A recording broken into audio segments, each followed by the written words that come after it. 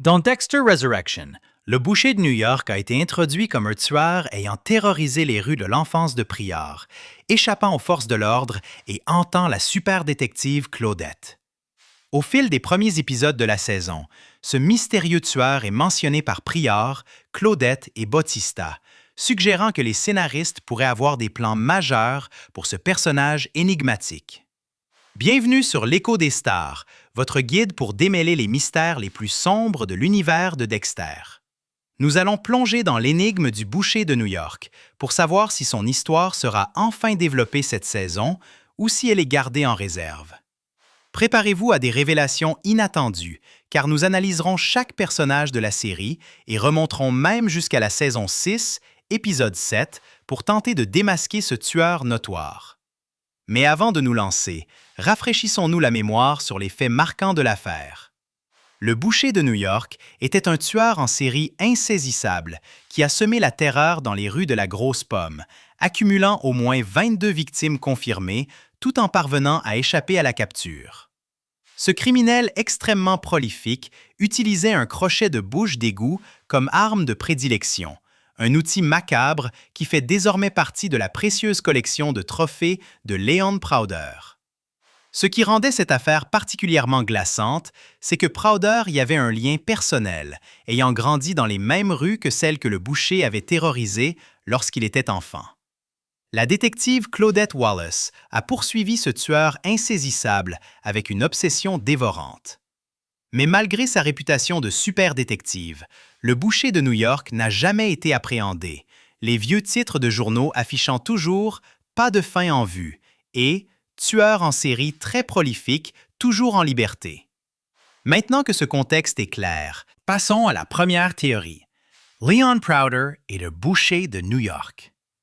La théorie selon laquelle Leon Prouder serait secrètement le boucher de New York est un rebondissement plutôt intriguant que Dexter Resurrection pourrait nous offrir. Imaginez un instant, ce personnage, d'abord simple fanboy de tueur en série fortuné, pourrait se révéler être le méchant le plus dangereux que la série ait connu depuis Trinity. En apparence, Prouder ressemble au milliardaire bienfaiteur typique. Il organise des événements caritatifs somptueux pour le NYPD et joue les capitalistes de risque le jour. Mais la nuit, il reçoit des tueurs en série à des dîners des plus étranges, ce qui est déjà assez perturbant en soi. Plusieurs éléments suspects alimentent cette spéculation.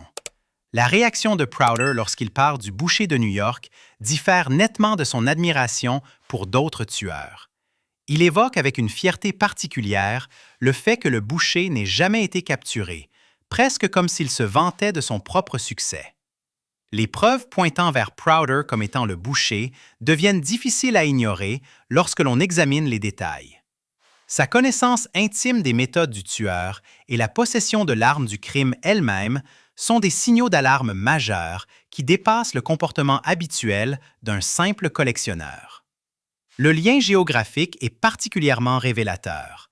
Le boucher opérait précisément dans les quartiers où Prouder jouait enfant, suggérant soit une profonde familiarité avec la zone, soit un lien personnel avec les crimes. Son passé traumatique, marqué par la perte de ses deux parents dans un accident de voiture, suit le schéma classique des origines de tueurs en série que nous avons vu tout au long de la franchise Dexter, fournissant la base psychologique pour une potentielle descente dans le meurtre. Si Prouder est le boucher, ses dîners prennent une toute autre signification. Au lieu de simplement collectionner des tueurs comme des trophées, il mènerait des recherches, étudierait sa concurrence, apprendrait leurs méthodes et identifierait les menaces potentielles pour ses propres opérations. Sa capacité à traquer et identifier des tueurs en série actifs démontre des compétences d'enquête qui lui seraient très utiles pour échapper à la capture. Avec sa fortune et ses ressources, Prouder serait presque intouchable. Il pourrait éliminer des témoins, influencer les enquêtes et maintenir sa façade publique tout en continuant à tuer. La relation avec Charlie deviendrait particulièrement tordue. Il emploierait essentiellement une ancienne soldate des forces spéciales pour protéger le tueur en série, tout en la laissant complètement dans l'ignorance de sa véritable nature. Les implications seraient massives. Prouder serait l'adversaire ultime de Dexter, combinant une planification méthodique avec des ressources illimitées et un statut social élevé. Contrairement aux précédents méchants issus des marges de la société, il incarne le mal se cachant derrière la philanthropie. Son exposition dévasterait le NYPD compte tenu de son soutien financier, tandis que la détective Wallace ferait face à un danger personnel en tant que menace pour ses opérations. Cela positionne Résurrection comme introduisant un méchant suffisamment sophistiqué pour défier Dexter tout en opérant en toute impunité, plaçant le prédateur le plus dangereux non pas dans l'ombre, mais sous les feux de l'admiration publique. Cependant, cette théorie est confrontée à plusieurs défis majeurs que je trouve personnellement difficiles à ignorer. Premièrement, le rebondissement du personnage public respecté, qui est secrètement le tueur, est devenu un cliché dans l'univers de Dexter. Nous l'avons déjà vu avec Miguel Prado, Jordan Chase et d'autres. Les scénaristes de la franchise ont généralement fait preuve de plus de créativité que de recycler la même formule de révélation. Et je serais personnellement assez déçu s'ils le faisaient à nouveau. Plus concrètement, comment un milliardaire très médiatisé pourrait-il commettre personnellement 22 meurtres sans être détecté? Le statut de célébrité de Prouder implique que ses déplacements sont suivis, ses allées et venues documentées et ses absences remarquées. Contrairement aux tueurs précédents, qui pouvaient disparaître dans l'anonymat, Prouder aurait besoin d'alibis constants tout en respectant ses obligations publiques, ce qui est pratiquement impossible. Mais le plus notable est sans doute la question inévitable de la stature physique de Prouder. Mesurant environ 1,35 m en raison d'une achondroplasie, il brandirait un crochet de bouche d'égout qui fait presque la moitié de sa taille. Bien qu'il ne faille sous-estimer personne en raison de ses limitations physiques, la mécanique d'utilisation d'une arme aussi lourde et difficile à manier contre des victimes adultes soulève des questions pratiques. C'est un peu comme essayer de commettre des meurtres avec une canne surdimensionnée. Théoriquement possible, mais difficilement efficace pour un tueur en série prolifique. Ces facteurs suggèrent que si Prouder est un suspect intrigant, la réalité pourrait être moins convaincante que la théorie ne le laisse paraître. Si vous appréciez déjà le contenu de cette vidéo, n'oubliez pas de vous abonner pour ne rien manquer de nos prochaines analyses. Si Leon Prouder domine les spéculations concernant le boucher de New York, deux autres personnages méritent une mention honorable dans ce jeu de devinettes tordu. Le détective Melvin Olivia et Charlie. Soyons honnêtes, les preuves sont pratiquement inexistantes pour les deux, et je pense que les chances que l'un ou l'autre soit le boucher sont quasiment nulles. Cependant, la franchise Dexter a bâti sa réputation sur des révélations choquantes que personne ne voit venir. Il est donc utile d'envisager même les suspects les plus improbables, et je tiens à en parler. Le détective Melvin Olivia représente le scénario classique du « se cacher à la vue de tous » que les auteurs de mystères adorent. En tant que partenaire de Claudette, il possède une connaissance approfondie des procédures policières et des techniques médico-légales, soit tout ce qu'il faut pour éviter d'être pris. La franchise nous a déjà montré que les personnes les plus proches des enquêtes détiennent souvent les secrets les plus sombres, comme l'image de père de famille de Trinity ou le lien du tueur de la glace avec Dexter. La personnalité calme et réservée d'Olivia, ainsi que sa tendance à laisser Wallace prendre les devants, pourrait masquer un esprit calculateur qui a étudié chaque affaire sur laquelle ils ont travaillé ensemble. De plus, sa compréhension de la façon dont Wallace enquête le positionnerait parfaitement pour toujours avoir un coup d'avance dans sa traque obsessionnelle du boucher. D'autre part, Charlie représente une possibilité encore plus intéressante, bien qu'elle nécessiterait de sérieuses acrobaties scénaristiques. Son passé dans les forces spéciales lui confère toutes les compétences tactiques et le détachement émotionnel nécessaires à un tueur en série, tandis que son dégoût évident pour les tueurs des dîners de Prouder pourrait être une élaborée manœuvre de diversion. Peut-être qu'elle élimine la concurrence, ou peut-être se considère-t-elle simplement supérieure à tous les invités de Prouder. Le fait qu'elle ait accès à l'ensemble des opérations de Prouder, en plus d'un diplôme de droit de Harvard, lui offrirait une couverture parfaite et les connaissances nécessaires pour manipuler les preuves. L'ironie de Prouder employant, sans le savoir, la tueuse qui l'obsède serait exactement le genre de révélation tordue que la franchise adore. Mais voilà le problème. Ces deux théories ont le même inconvénient majeur. Il n'y a tout simplement pas assez d'éléments pour les étayer. Les scénaristes ne nous ont donné pratiquement aucun antécédent pour l'un ou l'autre personnage qui pourrait soutenir une révélation d'une telle ampleur. Olivia est essentiellement un personnage secondaire que nous connaissons à peine, et les motivations et l'histoire de Charlie restent assez floues. Contrairement à d'autres révélations majeures de la franchise, où les scénaristes laissent soigneusement des indices et construisent une profondeur psychologique, aucun de ces personnages n'a montré les schémas de comportement suspects qui annoncent habituellement ce genre de rebondissement. Bien sûr, les scénaristes de Dexter adorent les surprises, mais ils savent aussi qu'un bon rebondissement a besoin d'une préparation adéquate, et cette fondation n'est tout simplement pas présente pour Olivia ou Charlie en tant que candidats au rôle du boucher. Je pense donc que c'est assez irréaliste. La théorie suivante que nous allons explorer est que Jonah Mitchell pourrait être le boucher de New York, ce qui représente l'une des connexions les plus intrigantes, mais aussi les plus controversées que les fans ont tenté d'établir entre Dexter Résurrection et la série originale. Pour que cela prenne tout son sens, nous devons remonter à la saison 6. Dans l'épisode 7 de la saison 6, Jonah avait initialement affirmé que son père, Trinity, était revenu tuer sa mère, Sally, et sa sœur, Rebecca. Cependant, il a avoué plus tard à Dexter qu'il avait lui-même assassiné sa mère dans un accès de rage après avoir découvert le suicide de Rebecca.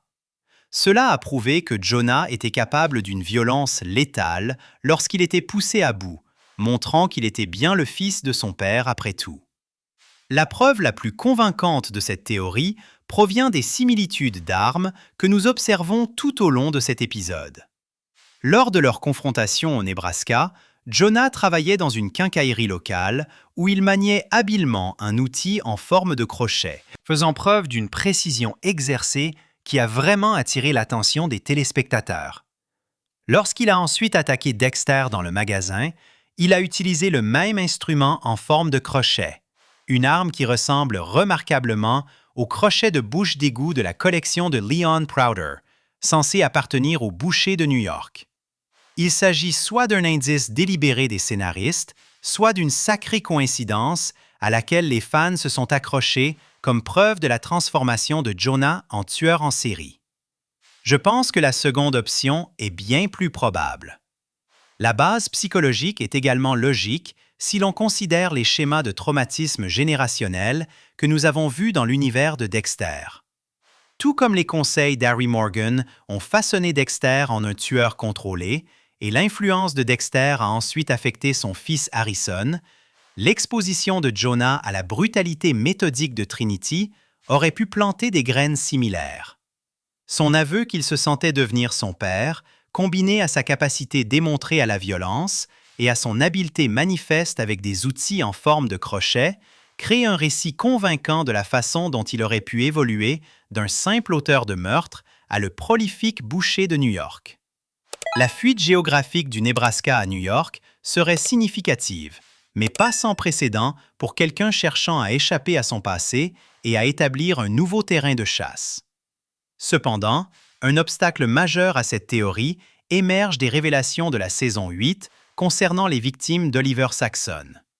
Parmi les fichiers informatiques de Saxon, les enquêteurs ont découvert une référence à Jay Mitchell, ce qui indique potentiellement que Saxon avait déjà éliminé Jonah Mitchell dans le cadre de son ciblage systématique des anciens patients et associés de sa mère, Evelyn Vogel.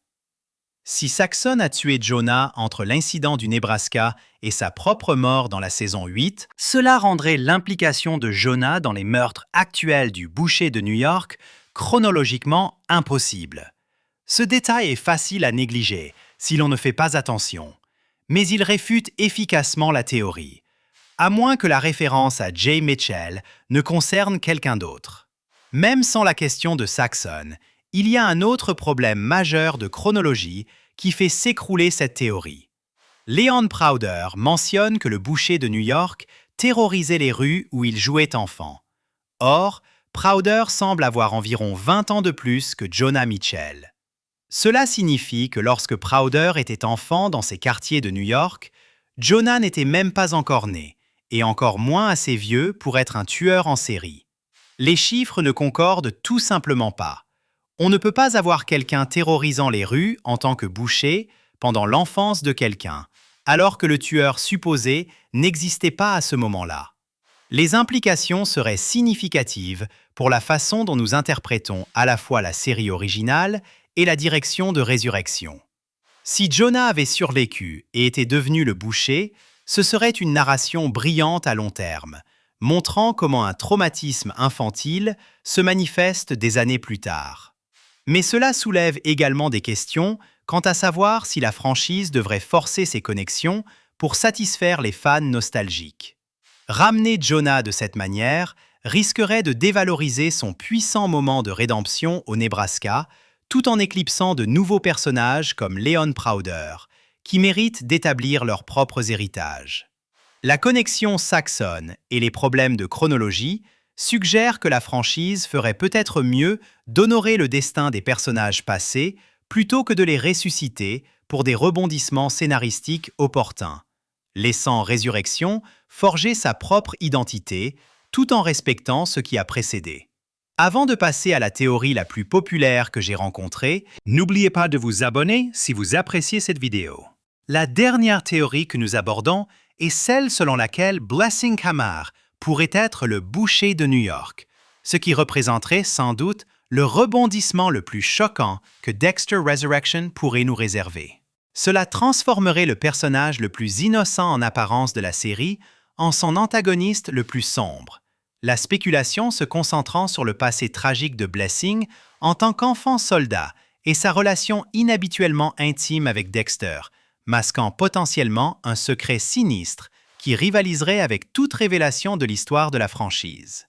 En surface, Blessing apparaît comme l'exemple parfait de rédemption et d'espoir dans le monde sombre de Dexter. Un chauffeur du car au grand cœur qui irradie une chaleur authentique envers tous ceux qu'il rencontre. Né en Sierra Leone, il a été contraint de devenir un enfant soldat pour le Front révolutionnaire uni, où il a été battu, drogué et forcé de commettre des actes horribles, y compris tuer au moins une personne. Sa mère, Prudence, l'a sauvé le jour de son 13e anniversaire et l'a amené à New York, où il a passé 30 ans à construire une nouvelle vie avec sa femme, Constance, et sa fille, Joy. C'est fondamentalement l'histoire de rédemption ultime. Un enfant soldat traumatisé devient un homme de famille aimant et un pilier de sa communauté. Mais c'est là que cela devient intéressant. La grande ouverture avec laquelle Blessing discute de son sombre passé avec Dexter pourrait être perçue comme suspecte dans une franchise qui aime cacher les tueurs à la vue de tous. Lors de leur conversation après la veillée funèbre de Prudence, Blessing révèle des détails sur son traumatisme infantile, décrivant comment il a été forcé de tuer et de faire des choses indicibles. Le conseil de sa mère de « laisser le passé derrière soi et de ne jamais apporter l'obscurité dans ma maison » pourrait être interprété non pas comme une sagesse salvatrice, mais comme des instructions pour la compartimentation qu'un tueur en série à succès devrait maîtriser. Le fait qu'il choisisse ce moment vulnérable pour partager ses détails avec Dexter, un homme qu'il ne connaît que depuis quelques semaines, pourrait suggérer une reconnaissance plus profonde d'une obscurité partagée plutôt qu'une simple confiance. Avant la sortie de l'épisode 6, je n'aurais pas cru à cette théorie, mais après avoir entendu Blessing parler de son obscurité, un motif clé dans la série pour le meurtre, je ne suis plus si sûr. Honnêtement, la chronologie pose d'énormes problèmes pour cette théorie. Si le boucher de New York terrorise les rues depuis l'enfance de Leon Prouder et que Prouder semble d'âge moyen, tandis que Blessing paraît plus âgé, les meurtres auraient commencé il y a des décennies, peut-être lorsque Blessing était encore un enfant en Sierra Leone ou venait d'arriver en Amérique. Pour que Blessing soit le boucher, il aurait dû commencer sa série de meurtres très jeune, immédiatement après son arrivée à New York, ce qui contredit complètement sa chronologie établie de construction d'une famille stable et d'une carrière sur 30 ans. De plus, il y a l'obscurité qu'il confesse à Dexter. Blessing admet ouvertement avoir tué quelqu'un en tant qu'enfant soldat, mais il le présente comme un traumatisme qu'il a surmonté, pas comme quelque chose qu'il a continué ou apprécié. Son amour sincère pour sa famille et sa communauté, démontré par des années de comportement cohérent, suggère un niveau de connexion émotionnelle qui serait extrêmement difficile pour un tueur en série psychopathe à maintenir de manière convaincante pendant 3 décennies. Je ne suis tout simplement pas très sûr de cette théorie. Maintenant, en revenant sur toutes ces théories, il serait honnêtement assez ironique que la série ne développe finalement pas du tout l'intrigue du boucher de New York cette saison. Je veux dire, nous avons passé tout ce temps à spéculer sur son identité, à analyser chaque détail et connexion. Mais il y a une réelle possibilité que les scénaristes la laissent comme un simple élément de contexte, ou la gardent pour la saison 2 ou 3. C'est un cas classique du « fusil de Tchekhov ». Ils introduisent ce tueur mystérieux et placent l'arme directement dans la collection de Prouder, ce qui donne l'impression qu'elle doit être utilisée à un moment donné. Mais connaissant le fonctionnement des séries télévisées, il pourrait bien jouer la carte du long terme ici, laissant ce mystère mijoter en arrière-plan, pendant qu'il se concentre sur d'autres intrigues. Le boucher de New York pourrait facilement devenir le grand méchant des futures saisons, surtout s'il conclut l'histoire de Leon Prouder cette année. Ce serait en fait une narration intelligente d'établir le boucher comme cette présence menaçante dans la saison 1, puis d'en faire l'antagoniste principal dans la saison 2 ou 3, lorsqu'ils auront besoin d'un nouveau grand méchant. Cela leur donnerait le temps de développer correctement l'identité du tueur, plutôt que de précipiter la révélation. Honnêtement, à part Leon Prouder, il serait bien trop cliché que l'un de ces autres personnages se révèle être le boucher. La connexion avec Jonah semble forcée et ne fonctionne pas avec la chronologie. Blessing en tant que tueur minerait tout son arc de rédemption. Quant à Olivia ou Charlie, ils n'ont tout simplement pas assez de développement pour que cela ait un sens. Prouder, lui, a au moins la mise en place, les ressources et le lien personnel pour que cela fonctionne narrativement, même s'il y a des problèmes pratiques avec la théorie. Mais s'ils vont encore nous faire le coup du personnage public respecté qui est secrètement le tueur, ils ont intérêt à avoir quelque chose de vraiment spécial en réserve, car ce genre de rebondissement commence à devenir un peu lassant. Je suppose que nous devrons simplement attendre de voir ce que les scénaristes nous réservent, que ce soit cette saison ou plus tard. Si vous avez apprécié cette vidéo, assurez-vous de vous abonner.